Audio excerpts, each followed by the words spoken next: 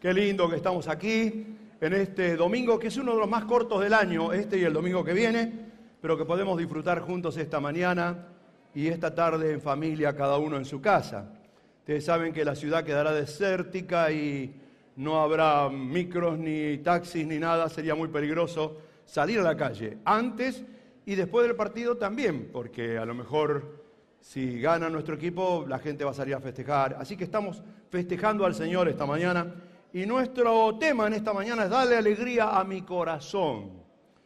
Un pibe escribió en la escuela la palabra alegría y se equivocó, puso alergia. Dale alergia a mi corazón. Bueno, la alergia se produce porque un impacto externo produce una reacción interna desfavorable. La alegría es al revés, es la exteriorización de un impacto interno.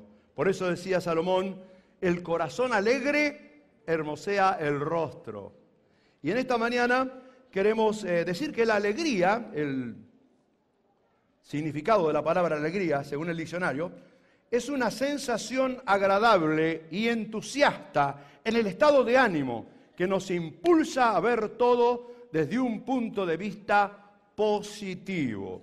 Por lo tanto, quiero decirles que esta alegría, darle alegría al corazón, no tiene nada que ver con la canción de Fito Páez, porque en realidad no es el autor de esa frase, Fito Páez. Algunos tal vez van a cantar como lo hacen en la tribuna, y dale, dale alegría a mi corazón, lo único que quiero es salir campeón. Bueno, pero de todos modos será difícil. Estamos hablando de otra alegría, la que David expresó en el Salmo 4, verso 7. Él dice, muchos son los que dicen, ¿quién nos mostrará el bien? ¿Quién nos mostrará el camino de la dicha, el camino de la felicidad, el camino de la alegría? ¿Quién? Alza, Señor, sobre nosotros la luz de tu rostro, dice David. Tú le diste alegría a mi corazón. Está en la Biblia. David lo expresaba. El Señor es el que nos da la alegría del corazón. Yo quiero decir que en primer lugar en esta mañana vamos a reflexionar sobre esto. Dios es el que otorga la verdadera alegría. La verdadera alegría viene de Dios el Padre, de Dios el Hijo, de Dios el Espíritu Santo. Dios el Padre es quien mostró y expresó su alegría en la creación. Dios vio que todo era bueno. Dios se regocijó en la creación y se regocijó mucho más en la obra de la redención. Cuando Él envió a su Hijo a la tierra, que nació de la bienaventurada Virgen María para morir en el altar de la cruz por nuestros pecados. Y aquel que produjo la creación gloriosa, no solamente en la prehistoria, porque Génesis 1:1 dice, en el principio creó Dios los cielos y la tierra, Dios no creó nada vacío ni nada desordenado, este planeta fue poblado y se descubrió recientemente un tremendo esqueleto de dinosaurio en la Patagonia que nos muestra que existía vida sobre la tierra antes de Génesis 1:2. Por lo tanto, la sedimentación de todos esos productos de tipo orgánico que eran de los animales, de la flora y de la fauna, se depositaron en las profundidades y ya en los días de Adán había petróleo. Por lo que pasaron tal vez muchos miles de años entre Génesis 1:1 y Génesis 1:2, cuando Dios, viendo la tierra desordenada y vacía por el impacto de aquel colapso que la desestabilizó, tal vez con la caída de Satanás, produce la recreación de este planeta y Dios se regocija. Y cuando el Señor envía a su Hijo a la tierra, se regocija por el resultado de la obra de la cruz. Por eso dice que cuando una persona se arrepiente, cuando una persona viene al Señor y reconoce sus pecados, hay gozo delante de los ángeles de Dios, no los ángeles, delante de los ángeles. ¿Quién es el que se goza? ¿Quién es el que está delante de los ángeles? Es el Padre. Él es un Dios alegre. Por eso dice en el libro de Sofonías, en el capítulo 3, que cuando estamos reunidos, el Señor está en medio de ti, poderoso. Él salvará, se gozará sobre ti con alegría, callará de amor y se regocijará sobre ti con cánticos. En esta mañana, como bien decía Walter, no solamente nos hemos alegrado, sino que el Señor se alegra con nosotros. El Hijo también se alegra. No hubo nadie más alegre que Jesús sobre la tierra. No simplemente por el sentido del humor que le puso sobrenombre a sus discípulos, sino que Él eran realmente la expresión de la alegría. En el libro de Hebreos capítulo 1, verso 9 dice el escritor: has amado la justicia y has aborrecido la maldad. Por tanto el Padre te ungió con óleo, con perfume de alegría, más que a todos. No existe otra persona en el universo más alegre que el Señor Jesús. Y el Espíritu Santo es un espíritu de alegría. El Espíritu Santo otorga la verdadera alegría, produce en nosotros amor, que es una sensación hermosa, alegría, gozo y profunda paz. Por lo tanto, la alegría viene de Dios. Pero yo quiero denunciar en esta mañana que hay una alegría falaz, una falsa alegría. Existe esa falsa alegría y la gente a veces se conforma con la alegría que no proviene de Dios. El libro de Santiago dice que todo lo que no proviene de Dios, que no viene de la sabiduría de lo alto, viene de la sabiduría de lo bajo. Es humano, animal y hasta diabólico. Por lo tanto, existe una falsa alegría. Y esa falsa alegría que no proviene de Dios, por ejemplo, la describe Amós, el profeta, en el capítulo 6, verso 13, cuando dice: ustedes se alegran fácilmente por nada. Fíjense, es la alegría falaz, superficial. Cuando la gente se alegra por nada. Se ponen felices por causas insignificantes. Y es verdad. ¿Cuánta gente hay que simplemente porque toma una copa de más empiezan a mirarse y se ríen de cualquier cosa? Pasa una mosca y se ríen a carcajadas. Esa es la alegría falaz, una alegría superficial, una alegría falsa. También lo expresaba con mucha claridad Salomón en el Proverbio 15, verso 21. Dice: el necio y falto de entendimiento se alegrarán las estupideces. Qué palabra dura, che. Pero es verdad que existe una alegría falsa. A veces hay personas que buscan la alegría y la sensación de su felicidad en la cultura, otros en el arte, otros en las ciencias, otros en el deporte. El deporte es una expresión muy linda, pero nos da mucha pena cuando la felicidad de una persona depende de un resultado deportivo. Pobrecitos. Antes los creyentes tenían versículos colgados en las casas, se vendían cuadros en las librerías y uno entraba. Los judíos tienen también la palabra de Dios en un trocito chiquitito que lo tocan en el dintel de la puerta antes de entrar, en el marco de la puerta. Pero los creyentes tenían, el Señor tiene sus ojos abiertos de día y noche sobre esta casa, etcétera, etcétera. Y hoy uno ve por ahí de repente que entra a la casa de un creyente y ve una bandera de un club de fútbol, una camiseta, un jugador colgado, un equipo colgado. Y yo digo, merece tanto en nuestra vida para que alguien sea colocado así. Yo una vez visité acá una familia en la zona oeste de la ciudad y tenían, por supuesto, el cuadro de Perón y de Evita, con 2 laureles, y abajo estaba yo y Marta. Me dio una vergüenza, ¿no? Cuando entré. Bueno, pero habían conseguido la foto y la tenían ahí. Bueno, en realidad es triste cuando alguien solamente depende de algo deportivo. Anoche lo decía claramente Alanís en su escrito, su artículo semanal en el diario El Litoral. Él decía: la vida continuará igual. Entonces decía: dejemos que la gente pueda divertirse el domingo si gana Argentina, pero el lunes volverá a aterrizar y la vida sigue igual. Por lo tanto, hay una expresión que tremenda, Isaías 24:8, no la tengo ahí pero se las leo de acá de la Biblia. Dice: toda alaraca. La palabra alaraca está reconocida por la Real Academia Española. ¿Saben lo que significa alaraca? Alaraca significa falsa alegría desorbitante por algo que no merece tanto. Toda alaraca se termina. Cesaron los bombos y las bocinas. El estruendo de la falsa alegría siempre es pasajero. Tremendo, ¿no? Ahora, hay otras personas que tal vez dicen, bueno, para mí lo más importante son las ideologías, pero otros no tanto le dan importancia a las ideologías, sino a las diversiones, poder encontrar placer en la vida, viven pendientes de esto. Ustedes saben, cuando uno piensa en las civilizaciones indígenas, por ejemplo, nuestros collas del norte, ya están pasados de moda las canciones que ellos tienen, pero antes vivían pendientes del carnaval. contaban 1, 2, 3 carnavales que no me hablas, ¿viste? Cosas así.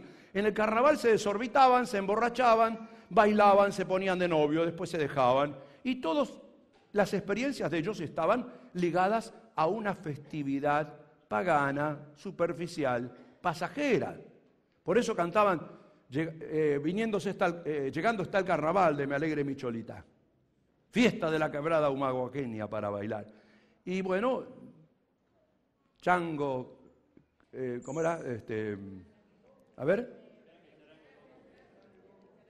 Charango y bombo. Bueno, bien. Y así son las cosas falaces de la vida que muchas veces a la gente le regala, como decía Alanis, déjense que la gente se divierta un poco, pero el lunes tendrá que aterrizar en lo suyo.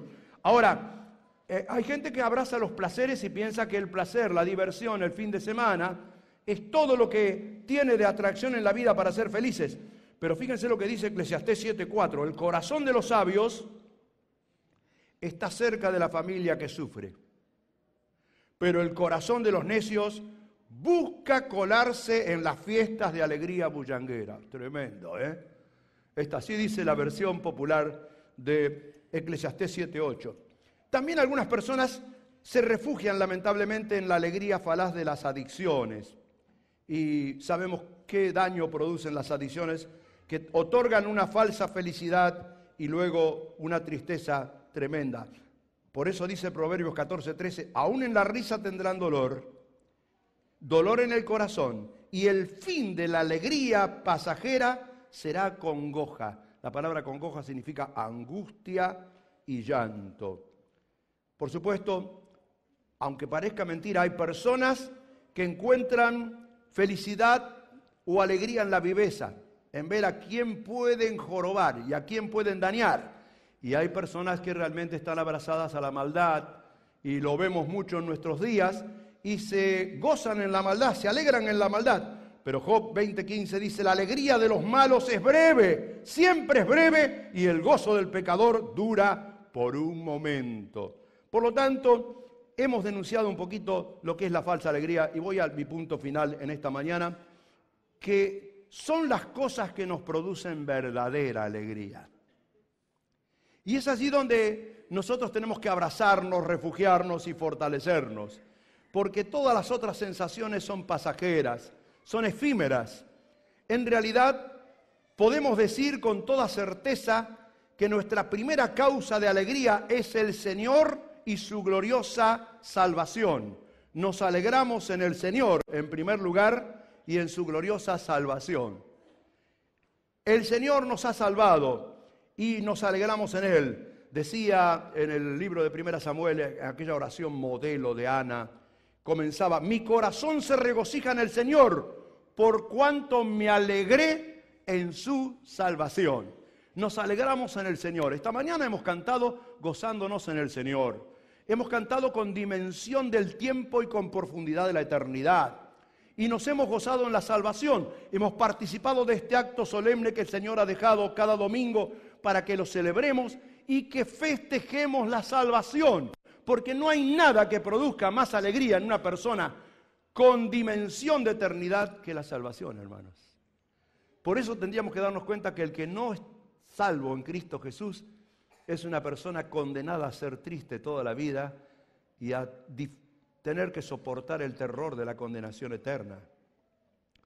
Esto nos debe instar a amar a las personas porque el verdadero regocijo, la verdadera alegría está en la salvación que el Señor nos ha dado.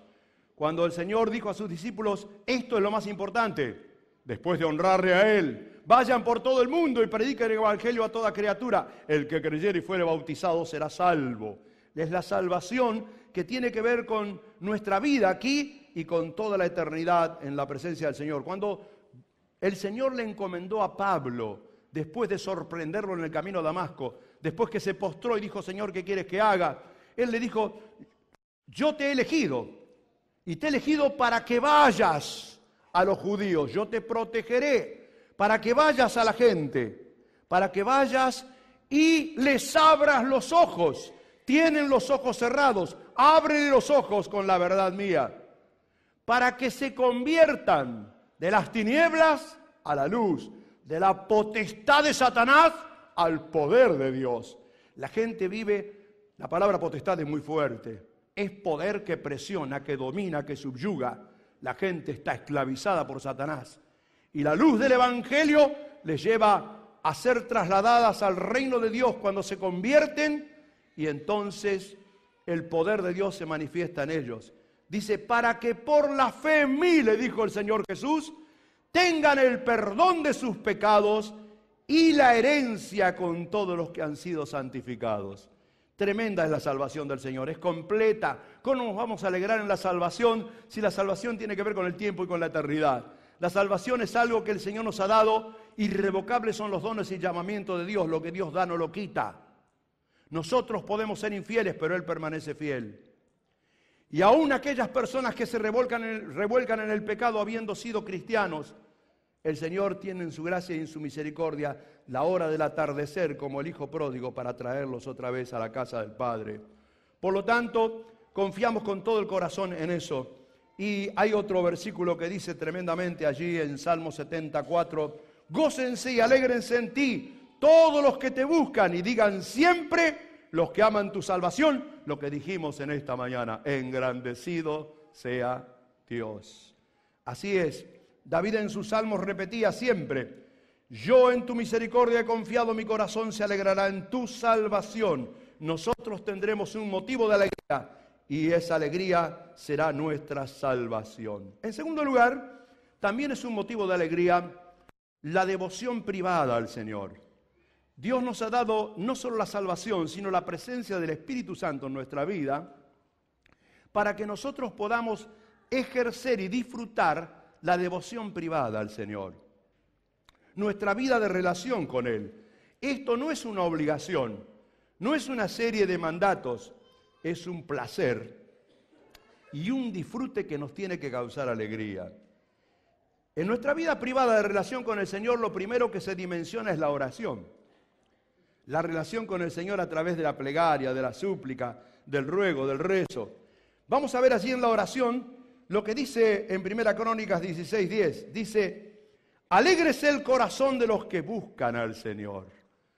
Señor, una cosa he demandado de ti, buscaré tu rostro, dice David. Y buscar al Señor en oración es algo que nos causa una sensación de alegría y de paz. También dice el Salmo 5:11 estas palabras, alégrense todos los que en ti confían. Hablen con júbilo, porque tú los defiendes. En ti se regocijen los que aman tu nombre. La oración es el privilegio privado de nuestra relación con el Señor que nos causa una sensación de alegría. No dejes de orar hasta que sientas alegría por orar. Y sientas que el Señor es el que te defiende y que no vas a temer nada que te pueda hacer el hombre ni ninguna fuerza siniestra de las tinieblas. También la alabanza es algo privado. No es solamente que cantamos en medio de la congregación de los creyentes, sino que debe haber una canción en nuestros labios. El Señor puso un cántico nuevo. El cristiano canta.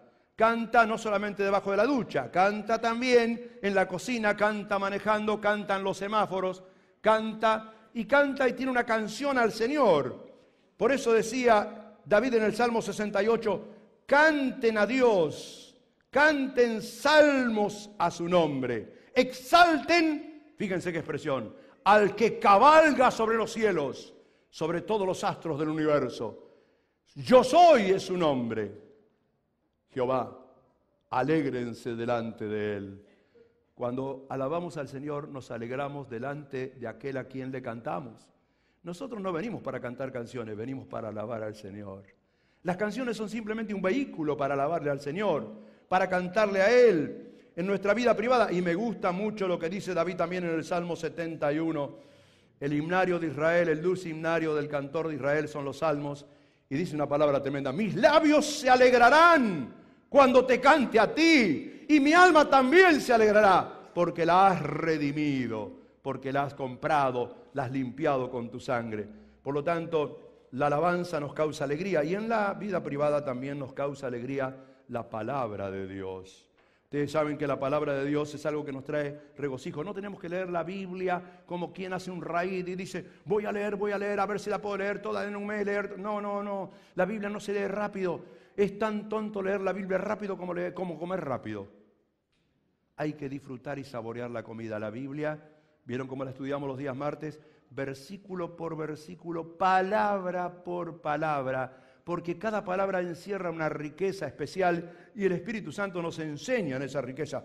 Y en el Salmo 19 también David decía, los mandamientos del Señor son rectos, que alegran el corazón. Alegra la palabra de Dios nuestro corazón. Y cuando nosotros somos capaces de reflexionar en ella y de meditar, la palabra meditar significa no seguir leyendo, sino pensar en lo que hemos leído y masticarlo. Cuando masticamos la palabra de Dios, dice el Salmo 94:4, en la multitud de mis pensamientos, dentro de mi mente, tu palabra trajo consolación y alegró mi alma. La palabra llega a la mente, pasa por los ojos o por los oídos y allí da vuelta y da vuelta. Pero es la palabra de Dios que causa una sensación de bienestar y de alegría. En tercer lugar, dijimos la salvación y el Señor, la devoción privada, el encuentro congregacional. Algunos como Miguel y yo somos defensores de eso y siempre hablamos de la bendición del encuentro congregacional. Pero no somos inventores de esto, hermanos, porque dice David en el Salmo 122, yo me alegré con los que me decían, a la casa del Señor, de Jehová, iremos. Ahora, ¿cuál es la casa de Dios? En la antigüedad era el templo. Tenemos unos teólogos ahora que dicen, no llame al templo la casa de Dios, porque Dios no habita en templos hechos por manos humanas. No cante esa canción que dice, voy con gozo a la casa de Dios. Pero, ¿cuál es la casa de Dios? La casa de Dios somos cada uno de nosotros. Pero cuando estamos juntos, constituimos el santuario, el lugar donde juntos alabamos y adoramos al Señor. La casa de Dios hoy es este recinto. Si hoy hubiera sido un club, ahí estaría la casa de Dios.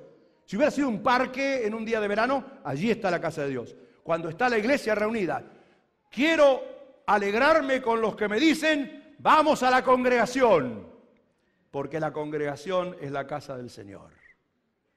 Me alegré con los que me decían, ¿a quién perteneces? ¿Al grupo de los que dicen o al grupo de los que son invitados y se alegran? Vivimos en días en que hay pocos que invitan y pocos que se sienten alegrados por ser invitados. Eso pasa dentro del círculo del hogar. Hay alguien que tal vez no invita con mucha ternura, sino que dice, hoy toca. Y hay otro que dice, faché otra vez domingo, siempre con la misma milonga. Entonces, no nos alegramos y no invitamos. Y el Señor bendice cuando invitamos y decimos, vayamos a la casa del Señor, y cuando nos alegramos. Porque hay una bendición grande en el encuentro congregacional. David decía en sus días de jornadas, de batallas y de luchas, y decía, yo me acuerdo. Y cuando ya estaba viejo siempre decía, esto es mi memoria, me acuerdo. En el Salmo 42:4 dice, me acuerdo de estas cosas y derramo mi alma dentro de mí, de cómo yo fui utilizado por Dios, con la multitud, y cómo las conduje hasta la casa de Dios, entre voces de alegría y de alabanza del pueblo en fiesta. David nunca podía olvidar cuando el arca retornó y cuando el pueblo era movilizado para alabar a Dios y él podía ser utilizado por Dios para conducirlo. Él decía en el Salmo siguiente, en el 43:4, entraré al altar de Dios, al Dios de mi alegría y de mi gozo, y te alabaré con arpa, oh Dios mío. Quiero esta mañana refugiarme en la palabra de Dios, porque la palabra de Dios nos alimenta, nos fortalece. El encuentro congregacional, hermanos, es importante. No abandones el encuentro congregacional. Yo tuve una experiencia dura y tenía una agonía en mi alma cuando por primera vez en toda la historia de mi vida estuve casi un mes sin venir a la congregación. Me despedí de ustedes un domingo sin saber si retornaría, y por 4 domingos estuve excluido sin poder venir a la iglesia, imaginando los encuentros, imaginando sus rostros, imaginando la alabanza al Señor. Hermanos, no nos quedemos imaginando nada. Seamos de los que participan, de los que vienen, de los que se gozan. Nadie puede desarrollar ningún ministerio si no está congregado, porque la iglesia funciona cuando está congregada. Y si alguien, cuando la iglesia está congregada, está desarrollando otro ministerio, está desubicado. Porque tenemos tantos días para hacer todas las cosas para la gloria del Señor, pero este es el momento en que estamos juntos. También hay una cuarta razón. Nos alegramos en la fidelidad de otros. Hay un versículo un poco complicado allí en 2 Corintios, en el capítulo 2, verso 3, dice Pablo: por eso les escribí como lo hice, porque no quería ir para que me entristecieran ustedes, que más bien deberían alegrarme. Estaba seguro de que todos ustedes harían suya mi alegría. Pablo está diciendo aquí, yo quisiera ir a verlos, pero por ahí me conformo con escribir, porque no quiero ver ciertas cosas que me puedan causar tristeza. Porque los seres humanos y los creyentes somos sensibles a la vida de los demás, y la vida de los demás nos afecta para bien o para mal.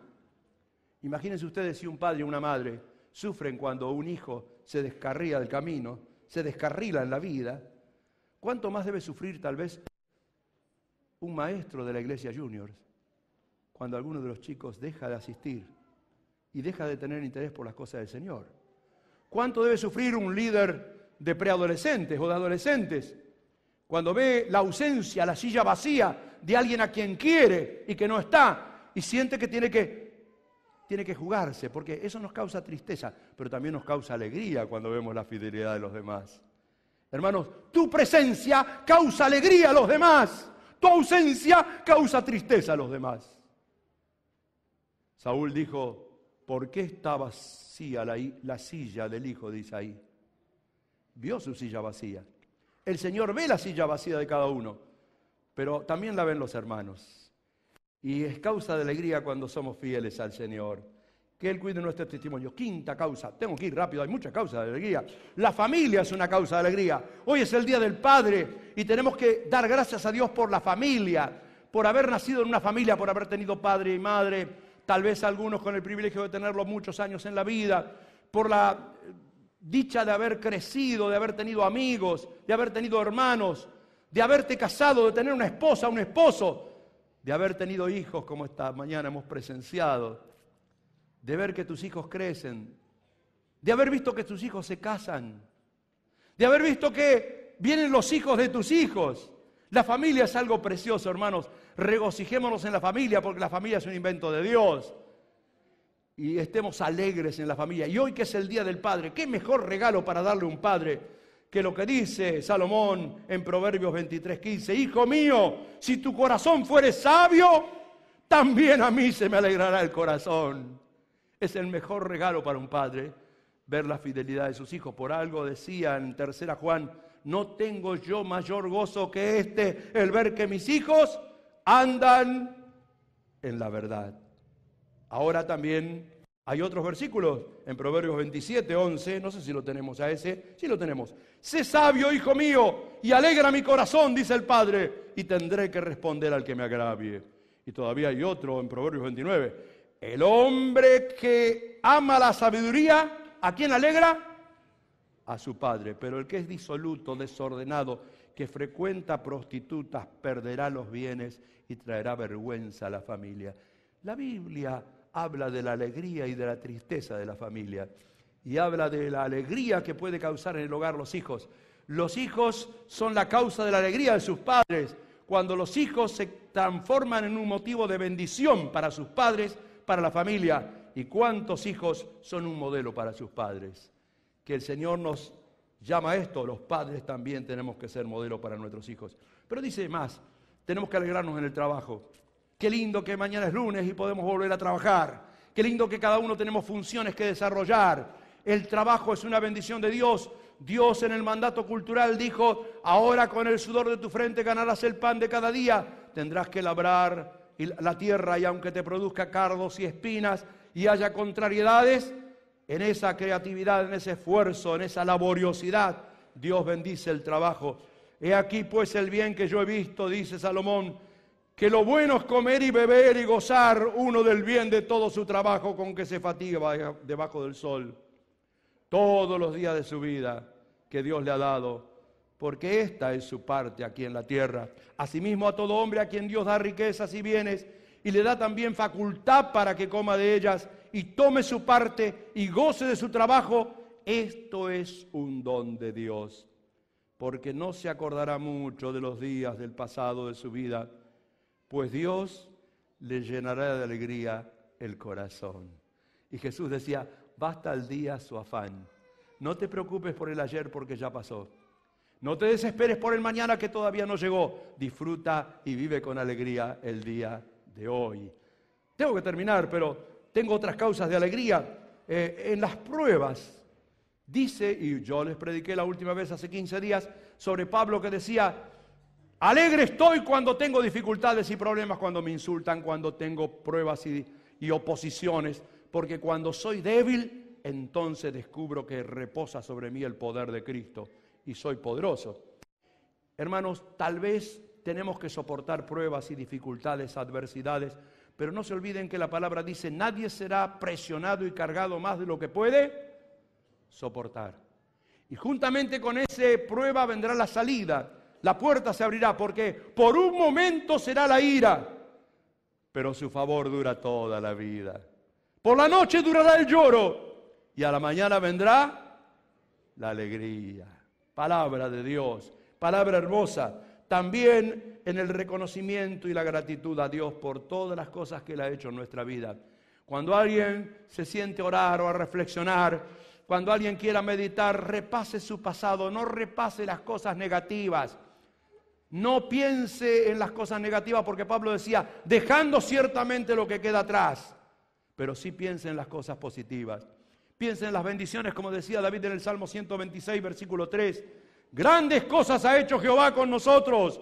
Estaremos alegres por lo que Él ha hecho, por lo que Él ha logrado y me ha sostenido y me ha guardado hasta aquí. Hermanos, eso está capitalizado. Eso es parte de nuestro patrimonio espiritual. Por lo tanto, tenemos que regocijarnos. Y por supuesto que tenemos que regocijarnos en la esperanza. Estamos abrazados en una esperanza. El evangelio que hemos recibido es un evangelio también de esperanza. Y dice, la esperanza de todos los que han sido redimidos y santificados. Por lo tanto, Judas, que escribe una carta tan cortita, un solo capítulo en el verso 24, en su doxología de alabanza a Dios, dice, y aquel que es poderoso para guardarnos sin caída y presentarnos sin mancha delante de su gloria con gran alegría. A Él sea la gloria. Saben ustedes, la vida nuestra está coronada de alegrías, pero lo que nos espera es una gran alegría, una alegría eterna. No habrá tristeza en el cielo, no habrá lágrimas ni dolor, habrá alegría permanente y para siempre. Por eso David decía, Señor, dale alegría a mi corazón. Y me falta un solo punto. Y no puedo dejarlo de pasar porque este punto tiene que ver con que también produce alegría servir al Señor. Porque hay un himno que alguien escribió, gozo da servir a Cristo en la vida diaria aquí. Grosso y grande alegría siempre Él me da a mí. No hay una alegría más grande que una persona pueda tener.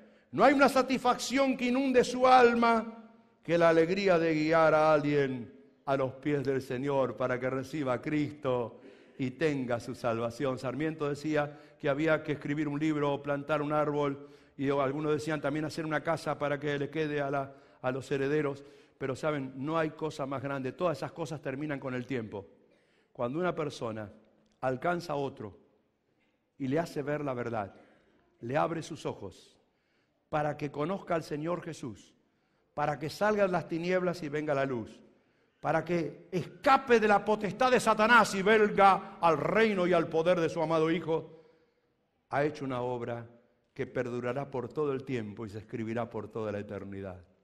Por eso decía el sabio, el que gana almas para el Señor es una persona inteligente, capaz. Es lo más grande que podemos hacer. Por eso, hermanos, debemos involucrarnos en el servicio para Dios. Y ahí voy a terminar esta mañana diciendo que algunos tienen una confusión sobre qué servir al Señor. Yo quisiera tocar el órgano, yo quisiera tocar la batería, yo quisiera recibir a los hermanos, yo quisiera tener un ministerio en la iglesia. Miren, en el Nuevo Testamento no se habla de estos ministerios. Se habla de un solo ministerio. El ministerio vertical de adorar a Dios. Dios quiere que vos y yo seamos un adorador, que le sirvamos a Él en primer lugar. Venimos para servir a Dios. ¿Cómo le servimos? Cantando, orando, adorando y también para poder ayudar a las personas. Por eso la sigla PODER, que presenté hace 15 días, es un lema que debe movilizarnos a todos. Vos querés un ministerio, involucrate en el plan PODER. Cuando yo veía la cantidad de hermanos que pasaron aquí esta mañana, no sé, no los contamos, pero cerca de 200 y algo, no sé. Pensé, si tienen esposa y son padres, son 400 y pico. Y no hemos contado los jóvenes, y los que están de novio, los que se van a poner de novio. Esta iglesia tendría que tener 500 obreros y obreras, que tal vez no podrán tener todos un grupo pequeño, pero podrán tener un grupo de contactos. Tal vez 1, 2, 3 personas, a las cuales siguen, a las cuales ministran, con el poder que viene de Dios. Y en el poder, en primer lugar, aparece la O, aunque está en segundo lugar, y es la oración y la ofrenda. La oración es lo que moviliza todo, y la ofrenda es lo que posibilita que todo se haga. Cuando yo hablo de ofrenda, acá no estoy hablando de dinero, estoy hablando de ofrendar mi vida al Señor. El dinero después viene, porque hay una cosa, hermanos. ¿Se acuerdan lo que decía Pablo escribiendo a los hermanos de Tesalónica? Ustedes me sostuvieron y me ofrendaron mucho dinero, pero ustedes se ofrendaron primeramente a sí mismos al Señor. La oración nos lleva a ofrendarnos a Dios, a decir, Señor, ¿qué es mi vida? ¿Qué es el motivo de mi alegría? Yo quiero vivir los verdaderos motivos de mi alegría. Mi alegría es tu causa, Señor. Yo quiero orar y yo quiero ofrendar mi vida. Y quiero ofrendar todo lo que tengo también, pero eso viene detrás, mi vida en el altar, a través de la oración, para que el Señor pueda utilizarnos en la letra E, la verdadera evangelización con estrategia personal. Todos nosotros tenemos que involucrarnos en la oración y ofrendar nuestras vidas al Señor. Pero si esta iglesia tuviera 500 hermanos y hermanas que estén dispuestos a evangelizar, ¿dónde? ¿En una esquina parándose a gritar? No. La estrategia es el evangelismo relacional, persona a persona, tu amigo, tu familiar, aquel que está cerca tuyo y que ahora no opone tanta resistencia y se ha bajado la persiana, hay que abrir sus ojos y mostrar la verdad. Vivimos en días en que la gente está desesperada por encontrar algo y debemos evangelizar. Y luego tenemos que entender que ahí hay una letra D que nos dice que no tenemos que dejar, perdón la expresión, abandonados o guachos a nuestros hijos espirituales recién nacidos. Así como un chiquito recién nacido necesita cuidado, el que se ha entregado a Cristo necesita en sus primeros pasos alguien que lo disipule, que le enseñe, que lo desarrolle en su vida cristiana. Y así, si el Señor puso en tu mano 2 mujeres, 3, un hombre, aquel, el primo, la prima, no lo abandones.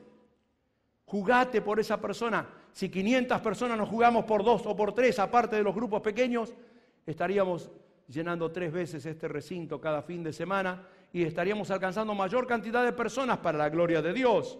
Por supuesto que la letra D da lugar a la P.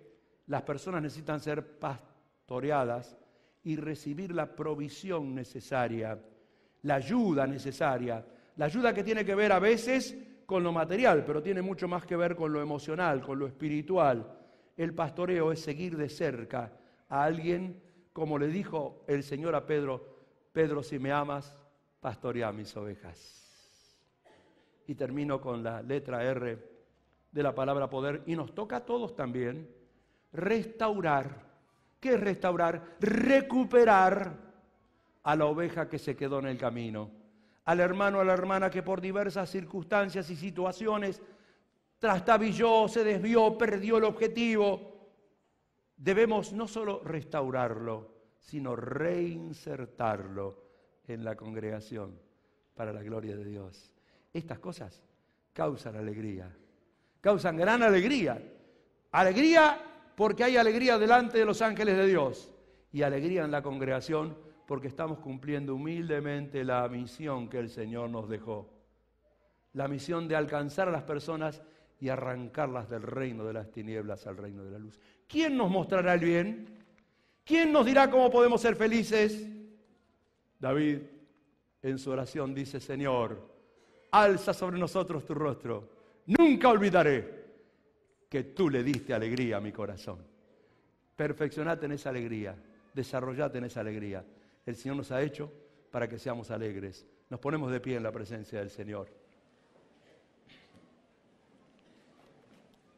Oramos mientras el coro retorna aquí para despedirnos esta mañana.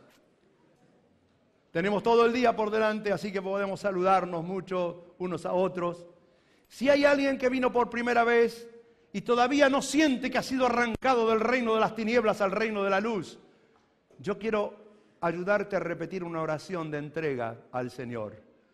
Porque he visto que esto es efectivo, porque he tenido el testimonio de personas que dicen: cuando ese día se repitió, yo lo hice y yo me entregué al Señor. Y algunos de esas personas ya están bautizados en la iglesia. Repetí esta oración. Intercedamos por aquellos que no están seguros de su salvación. No habrá alegría en tu vida y en tu corazón si primero no te alegras en el Señor y en el gozo de su salvación. Decile así: Padre, Dios eterno, yo creo en ti. Yo creo en tu palabra.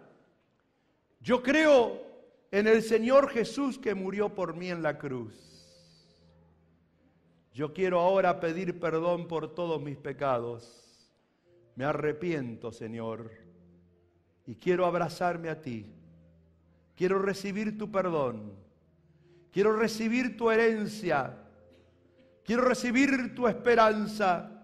Quiero recibir tu alegría, Señor. Dale alegría a mi corazón, Señor. Te lo pido de todo, con toda sinceridad. Gracias por escucharme. Te doy toda la gloria en el nombre del Señor Jesús. Amén. Y Padre, ahora te pedimos por nosotros, los hermanos que integramos esta congregación. Tú conoces cada uno de nuestros avatares, luchas, problemas y dificultades, pero también conoces que el Espíritu Santo se alegra en medio de nosotros y en el corazón cuando somos útiles para ti, Señor.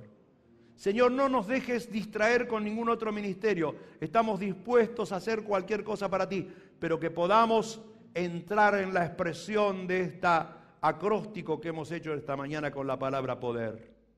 Señor, haznos hombres y mujeres de oración. Que ofrendemos nuestra vida a ti, Señor.